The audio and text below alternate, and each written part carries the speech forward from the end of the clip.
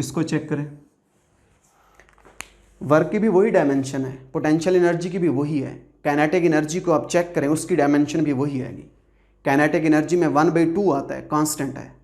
जो जितने कांस्टेंट होते हैं, क्योंकि कांस्टेंट्स की कोई नेचर नहीं है, एक फिगर होता है, इसलिए तमाम कांस्टेंट्स जो होते हैं वो हमेशा डायमेंशन लेस होते हैं।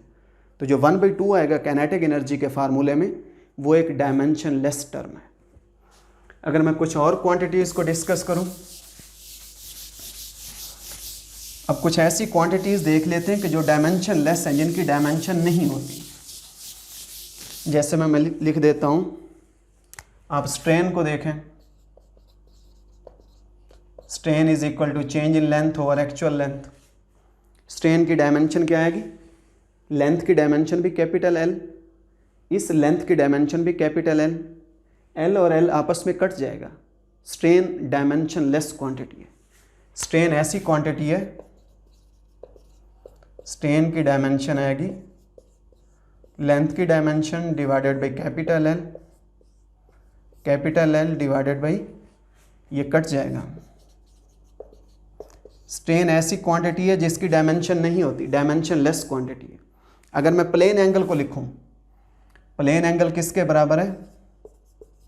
Theta is equal to S over R. तो थीटा की डायमेंशन क्या आ जाएगी? थीटा की डायमेंशन आएगी एस की डायमेंशन डिवाइडेड बाई आर की डायमेंशन। एस आर्क लेंथ है, इसकी डायमेंशन कैपिटल एल, रेडियस भी फासला ही है, इसकी डायमेंशन भी एल। तो ये कट जाएगा। प्लेन एंगल की क्या डायमेंशन है? कोई नहीं। प्लेन एंगल एक ऐसी क्वांटिटी है जिसकी डायमेंशन नहीं है, लेकिन इसका यूनिट क्या है हमारे पास? रेडियन।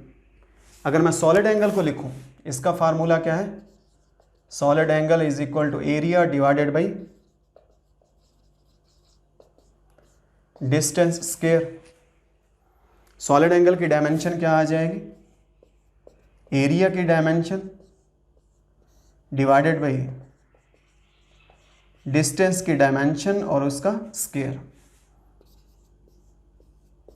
एरिया लेंथ स्क्वायर के इक्वल है, डिस्टेंस हमारे पास ये भी लेंथ, इसका भी स्क्वायर है, ये आपस में कट जाएगा। सॉलिड एंगल भी डायमेंशन लेस क्वांटिटी है। सॉलिड एंगल के यूनिट स्टे रेडियन है, लेकिन उसकी डायमेंशन कोई नहीं है। अगर मैं एंट्रोपी को लिखूं, एंट्रोपी को हम लिख देते हैं कि change in entropy is equal to del Q over T. ये एक और क्वांटिटी है हमारे पास, फिजिक्स में थर्मोडायनामिक्स के अंदर पढ़ते हैं। एंट्रोपी हमारे पास ये हीट डिवाइडेड बाई टेम्परेचर। अब जो हीट है, हीट और एनर्जीज तमाम की डायमेंशन बराबर होती है, तो एंट्रोपी की डायमेंशन क्या आ जाएगी? हीट की डायमेंशन देखें, ये एनर्जी की डायमेंशन के बराबर होगी। ये पोटेंशियल एनर्जी m l स्क्वायर t माइनस 2। तो हीट की डायमेंशन को हम क्या लिख देते हैं? m l स्क्वायर t minus 2 divided by temperature है, टेम्परेचर की डायमेंशन क्या है? Capital K। तो एंट्रोपी की डायमेंशन क्या आ जाएगी? एंट्रोपी या change in entropy, this is equal to K inverse, ये इसकी डायमेंशन। अगर मैं इलेक्ट्रिकल सर्किट्स में जाके रेजिस्टेंस की, करंट की, पोटेंशियल डिफरेंस की अगर उनकी डायमेंशंस को देखूं,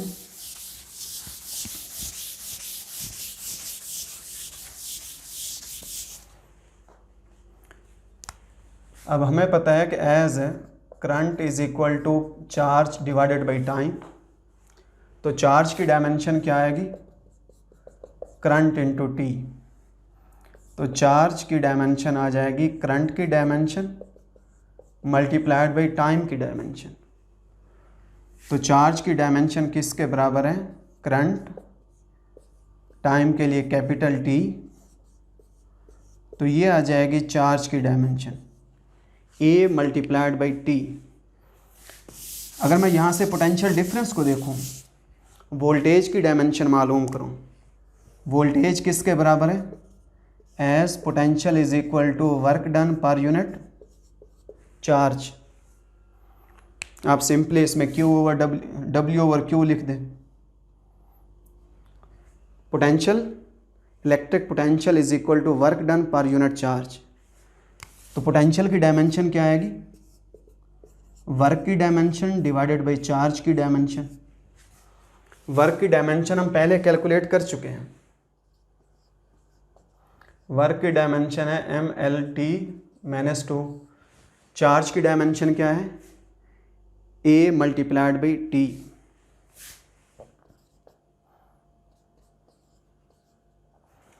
तो पोटेंशियल डिफरेंस की डायमेंशन क्या आ जाएगी, M L² T ऊपर जाके T की power -3 ampere inverse A inverse. ये हमारे पास पोटेंशियल डिफरेंस की डायमेंशन है। अगर मैं रेजिस्टेंस की डायमेंशन लिखूं, ओहम्स लॉ के मुताबिक as resistance is equal to voltage over current, तो रेजिस्टेंस की डायमेंशन क्या आएगी, dimension of the potential difference divided by dimension of current. Potential difference की डायमेंशन है, ये पोटेंशियल डिफरेंस की डायमेंशन डिवाइडेड बाई करंट की डायमेंशन। करंट को हम ए से लिखा करते हैं, करंट की डायमेंशन हमारे पास ए। तो रेजिस्टेंस की डायमेंशन क्या आ जाएगी, ML² T-3 A-2। तो यूँ करके आप किसी भी फिजिकल क्वांटिटी की आप डायमेंशन मालूम कर सकते हैं, चाहे वो इलेक्ट्रिकल सर्किट्स की हो और चाहे हमारे पास वो बेसिक फिजिक्स में, क्लासिकल फिजिक्स में मोमेंटम है, एंगुलर मोमेंटम है, टॉर्क है। अगर आप टॉर्क की डायमेंशन देखना चाहते हैं, torque is equal to RF sin theta. R movement arm है, मूवमेंट आर्म की डायमेंशन, मूवमेंट आर्म भी एक फासला है, अगर उसकी नेचर वही लेंथ की है तो डायमेंशन वही लेंथ L होगी।